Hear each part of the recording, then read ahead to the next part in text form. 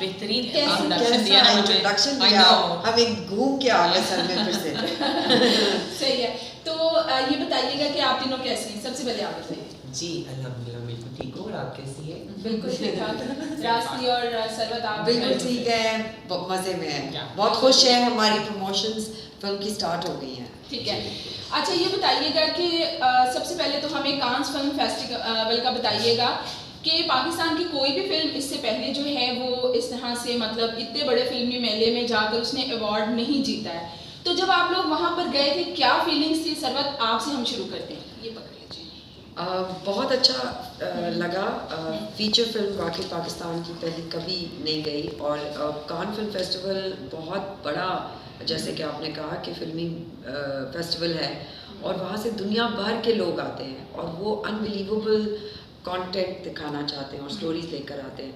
और उन स्टोरीज़ के दरमियान एक पाकिस्तानी स्टोरी जब नज़र आई तो ऐसा लगा कि वाकई हम भी इस काबिल हैं कि पूरी दुनिया पे खड़े होके मुकाबला कर सकते हैं, क्योंकि हमारे पास इतना अमेजिंग टैलेंट है। So it felt great, it felt like अब टाइम है, बिकॉज बहुत अरसे से बहुत अच्छा काम हो रहा है और बड़े अंडरग्राउंड हो रहा है, बहुत लोग चाह रहे हैं अच्छा काम करना। सो ये बहुत बेहतरीन टीम के साथ हमें अपॉर्चुनिटी मिली, और ये ज़िंदगी भर वो मोमेंट जो आप कह रही हैं ना, स्टैंडिंग ओवेशन वाला, वो ज़िंदगी भर हमें याद रहे। अच्छा सरवत ये बताइएगा कि आप तीनों से मेरा सवाल है कि जब आप वहाँ जा रहे थे आपको क्या फीलिंग्स क्या थी आप लोगों की, क्योंकि इससे पहले हमारी कभी भी कोई ऐसी फिल्म नहीं रही है जिसको इतने बड़े लेवल पे अवार्ड मिला हो, तो एक अपनी फीलिंग्स भी होती हैं, तो वो क्या थी? ऐसे नहीं लग रहा था कि ये रियल है, एंड आई थिंक हमारा जब साइम ने हमें बताया कि कान फिल्म फेस्टिवल की नॉमिनेशन है, हमारी फिल्म नॉमिनेट हुई है, सेलेक्ट हुई है, so unbelievable, it's very unreal. Pakistani film Cannes film festival nominate होना on such a global level, बहुत एक अनरियल सी बात थी, और वो उस चीज़ को मैं एक्सप्लेन नहीं कर सकती। और हमारा वहाँ जाना और तैयारी करना और इतने एक्साइटमेंट के साथ कोऑर्डिनेट करना, वीज़ा आ गया, टिकट्स आ गई, इस एयरलाइन पे जा रहे हैं, ये इस डेट पे पहुँचेगा, वो इस डेट पे पहुँचेगा, हर चीज़ के लिए तैयारी बहुत अच्छी थी, बहुत मज़ा आया। ये बताएंगे रास्ते आप बताइए। रास्ते आप बस बहुत ज़्यादा फ़ख्र की बात थी। मेरी पहली फीचर फिल्म है, रीना की पहली फीचर फिल्म है। आपको ये बताया जाता है कि आप पहली फिल्म की है, इसके बाद आप 10 फिल्में करोगे, फिर शायद कभी तुम्हें बाहर जाने का मौका मिले कि कोई फिल्म सेलेक्ट होगी पाकिस्तान की ख़ास तौर पे। मेरी पहली फीचर फिल्म थी, और एक दिन मुझे साइम ने हम सबको फ़ोन पे इकट्ठे बताया कि कान में सेलेक्ट हो गई है। मेरी मेमोरी के अंदर कान इज़ दुनिया का सबसे बड़ा फिल्मी मेला, तो वो उससे मुझे था कि ये फजूल सी बात है, ये तो नहीं हो सकता। और मैं अपने आप को हर दिन ये कहती थी कि ये नहीं हो सकता। और जब तक हम वहाँ पहुँच नहीं गए, एयरपोर्ट पे कदम उतार नहीं लिया, और फिर अपने अपने घर पहुँच नहीं गए, और अगले दिन की सुबह साउथ ऑफ फ्रांस की देख नहीं ली, तब जाके हमें यकीन आया कि अच्छा हम वाकई में सिलेक्ट हो गए, और हम पहुँच के हमारी फिल्म यहाँ पे दिखाई जाएगी। और सिलेक्ट होना ही इतनी बड़ी बात थी। फिर उसके बाद हमें उस पर अवार्ड मिला, और मतलब क्या बताऊँ, जैसे चेरी ऑन टॉप कहते हैं ना, उस तरह का एक मोमेंट था कि पहले सबसे बेहतरीन तोहफा जिंदगी में। अलीना आप ये बताइएगा, आपकी पहली फिल्म थी और इतने बड़े फिल्मी में देखिए आपको तो इतना बड़ा ब्रेक थ्रू मिला है कि जिसको आप जिंदगी भर भूल ही नहीं सकती, और आप एकदम से इस लेवल पे जाकर मतलब आकर खड़ी हो गई हैं, तो क्या फीलिंग्स हैं अभी भी, और वो जो मोमेंट्स थे उनको थोड़ा सा हमारे से शेयर कीजिए। आई नो कि अभी ये थोड़ी सी पुरानी बात होगी, लेकिन हमारे साथ तो पहली बार मिल रहे हैं, बात करें क्योंकि फिल्म अभी रिलीज पाकिस्तान में हो रही है। क्या से कहते हैं, मेरी तो बहुत अमेजिंग एक्सपीरियंस था जो आइलैंड में काम करना सीनियर्स लोगों के साथ। ऊपर से हमारी फिल्म कैन में नॉमिनेशन हुई, हमारी कैन फेस्टिवल में जो आइलैंड की, तो मैं बहुत ज़्यादा खुश हुई। पहले तो ये था कि मुझे यकीन नहीं होगा, जब साइम सर ने हमारी ग्रुप कॉल की, सभी जो आइलैंड टीम के साथ ग्रुप कॉल थी, तो उन्होंने हमें बताया कि सर हमारी फिल्म जो है वो कैन में सेलेक्ट हुई है। मैंने कहा अच्छा कैन की फेस्टिवल होगा, बट मुझे नहीं पता था कैन कौन सा फेस्टिवल है। और मैंने भी पूछना शुरू कर दिया, फिर मैंने यूट्यूब पर सर्च किया, फिर मैंने सब ने मुझे जो आसपास में थे रास्ती जी वगैरह, मैंने पूछना शुरू कर दिया। तो ये था कि जब मैंने सर्च किया तो काफ़ी बड़ा फेस्टिवल था, मैं बहुत ज़्यादा नर्वस थी और मैं पहले भी कभी मैं अपने पाकिस्तान से किसी दूसरी कंट्री मैंने सफ़र नहीं था किया, ट्रैवल नहीं था किया, मुझे था कि शायद मैं एक ट्रांस हूँ तो मेरे लिए मुश्किल है आउट ऑफ कंट्री जाना या ये चीज़ें करना। तो पर बहुत अच्छा एक्सपीरियंस रहा। हम वहाँ पे जब गए लोगों ने इतनी अच्छी हमें वेलकम किया, लोगों ने इतना हमें सपोर्ट किया, मुझे ज़रा नहीं लगा कि यहाँ पे कोई जेंडर इशू है, यहाँ पे लोग अपने टैलेंट को देखते हैं। और फिर जब हमारी फिल्म को मैंने अपनी बड़ी स्क्रीन में देखा, क्योंकि मैं जब से हमने शूटिंग किया था हमने बिल्कुल भी कोई टेक्स नहीं देखे सेट के दौरान भी, तो जब पूरी बड़ी स्क्रीन में हमने अपनी मूवी देखी तो तब भी मैं बहुत ज़्यादा शौक हुई और खुशी के आंसू टपक रहे थे जो रुक नहीं चले। और फिर स्टैंडिंग ओवेशन मिली, माशाल्लाह अवार्ड मिला और ये ज़िंदगी का एक यादगार लम्हा। और सरवत जब अलीना बात कर रही थी ना तो यूं करके देख रही थी। सरवत ये क्या चक्कर है? भाई अलीना जो है ना, हाँ। वो एक मैं आपको क्या बताऊं, अलीना एक ऐसी आर्टिस्ट है जो बस सेट पे जब कैमरे के सामने आती है ना Alina, when it's time to perform, एक शेरनी निकल के आती है, ठीक है। और वो शेरनी आपको यूजुअली दिनों में नहीं नजर आएगी, अच्छा, ठीक है। और नॉर्मली ऐसी बड़ी मटकी बातें मज़े की हो रही है, वो मज़े की में ज़िंदगी गुजर जाती है।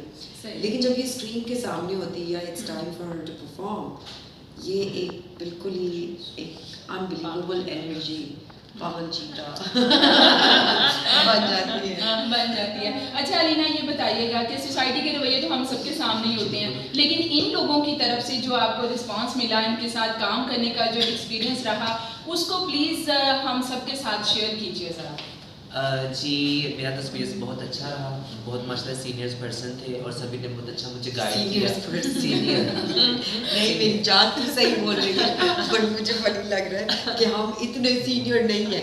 पर नहीं माशाल्लाह हम भी अभी मल्टी टैलेंट आप एक्ट्रेस हैं, आप डांसर हैं, आप परफॉर्मर हैं, आप भी बिल्कुल।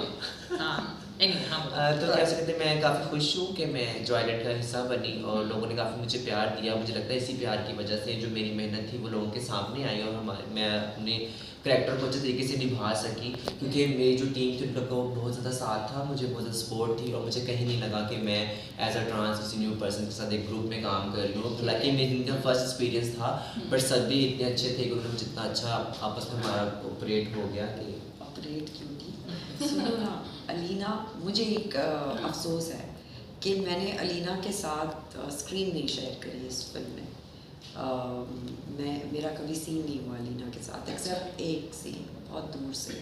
तो मुझे ये ज़रूर रिग्रेट रहेगा और इंशाल्लाह उम्मीद रहेगी कि मैं अलीना के साथ फिर कभी काम कर सकूँ और स्क्रीन शेयर कर सकूँ। अच्छा ये बताइएगा, तीनों से सवाल है कि ये जो कैरेक्टर अलीना आपके पास कैसे आया, रास्ती आपके पास कैसे है, सरवत आपके पास कैसे है? हम तो फिल्म देखेंगे तो हमें पता चलेगा क्या कैरेक्टर्स हैं, लेकिन कुछ थोड़ा बहुत हमें आप बताएंगे आपके पास ये कैरेक्टर कैसे आए, सिलेक्शन कैसे हुई? मेरा जो कैरेक्टर है जॉयलैंड के अंदर, उसका नाम मुमताज़ है। वो सैलून के अंदर काम करती है, मेकअप आर्टिस्ट है, ब्राइड्स को तैयार कराती है, बहुत अच्छी है अपने काम के ऊपर, बहुत फ़ख्र लेती है अपने काम में।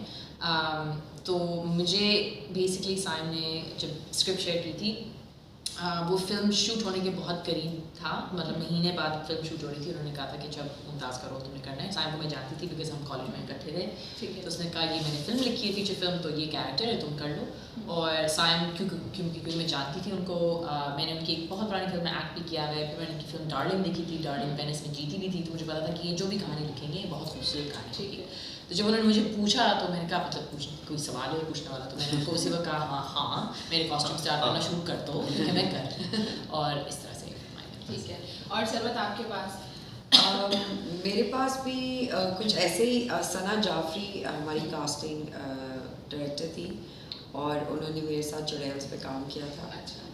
वो असिस्टेंट डायरेक्टर थी उस प्रोजेक्ट में, तो उन्होंने मेरे साथ चुड़ैल्स में काम किया था और वो मेरा पहला काम था उनके साथ।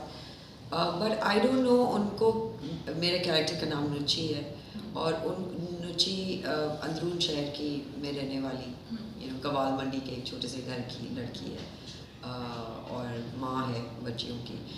सो आई डिडंट अंडरस्टैंड कि उसको क्यों ऐसा लग रहा है कि मैं ये किरदार अदा कर सकती हूँ। आई जस्ट डिडंट अंडरस्टैंड कि वो बहुत देसी किरदार है और उसने मुझे बहुत डिफरेंट काइंड ऑफ किरदार करते हुए देखा है, बट उसने वो इन्विजन किया था और मुझे बहुत क्यूरियोसिटी हुई कि वो क्या है। और जब मैंने फिल्म की स्क्रिप्ट पढ़ी तो मुझे बहुत उस टाइप की फीलिंग हुई कि ये one of its kind project है, तो इसको छोड़ा तो बिल्कुल भी नहीं जा सकता।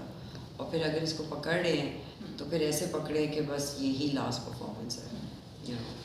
अच्छा, ये बताइए कि सरवत, ये फिल्म कहाँ शूट हुई और ड्यूरेशन कितना है इस फिल्म का? लाहौर में ही शूट हुई है पूरी। ये 2 घंटे 6 मिनट की फिल्म है, is that right? Yes. And it's a proper feature film. और लाहौर इस तरह शूट हुआ है जैसे आप उसको छू सकते हैं, अच्छा, इतना और raw ये है, हमारे इतना सिनेमाटोग्राफर जो जो- सादे का कमाल है, जो एक लेबनीज सिनेमाटोग्राफर हैं। लेबनान से वो आए बिल्कुल। और ही इज़ द ओनली जो सेट पे सिर्फ जो पाकिस्तानी नहीं थे वो थे लेबनान। लेकिन उनका काम नहायत खूबसूरत है। और जो सरवत की बात है कि वो बाहर से आए हैं, लेकिन उन्होंने गवारमंडी के अंदर जो एक घर है या फिर Essence बाकी capture लाहौर किया है। की जो अंदरून शहर जो है उसके घरों का एसेंस, लोग आपस में मिलते कैसे हैं, अपनी स्पेस कैसे क्रिएट करते हैं, उन्होंने ऐसे बहुत कैप्चर किया ऐसे कोई और नहीं कर पाता। अलीना, आप बताएं कैसे आपके पास सिलेक्शन आपकी कैसे हुई इस किरदार के लिए? जी, जैसे कि मैंने पहले साइम सर के साथ डार्लिंग शॉर्ट मूवी में काम किया था और उसी के वहाँ पे फिर जो आइलैंड साइम सर बना रहे थे, तो उन्होंने मुझे बताया था कि इस तरह करेक्टर है, पर ये करेक्टर जो है तुम्हारी रियल लाइफ से बहुत डिफरेंट है, क्योंकि बीबा का जो करेक्टर है जो मैं प्ले कर रही हूँ वो ट्रांस का करेक्टर है जो कि मैं खुद ही प्ले कर रही हूँ। और उसमें एक ट्रांस कम्युनिटी के और पर्सन्स भी हैं। जो बीबा है उसका जो करेक्टर है वो बहुत स्ट्रॉन्ग है और वो अपनी मनवाती है, अपने काम को बहुत सीरियस लेती है और एक बहुत उसका जो करेक्टर है ना बहुत स्ट्रॉन्ग करेक्टर दिखाया गया, उसे पिसा हुआ नहीं दिखाया गया। और दूसरी बात, ये जो सबसे बड़ी बात है वो ये है कि इस करेक्टर में ट्रांस को सिर्फ एक ट्रांस के तौर पे नहीं दिखाया गया, इसमें हमें भी दूसरे लोगों की कहानी में उन शामिल होने का मौका मिला। और जो सबसे मेरे लिए बड़ी बात थी, इस बेस पे मुझे था कि मुझे करना है, बट साहब ने कहा था कि ऑडिशन, मैंने इसके लिए प्रॉपर्ली ऑडिशन दिए, तो काफ़ी ट्रांस थी और भी जिनको साहब ने मौका दिया कि वो भी आए, बट ये था कि मैं उनके ऑडिशन में पूरा उतरी।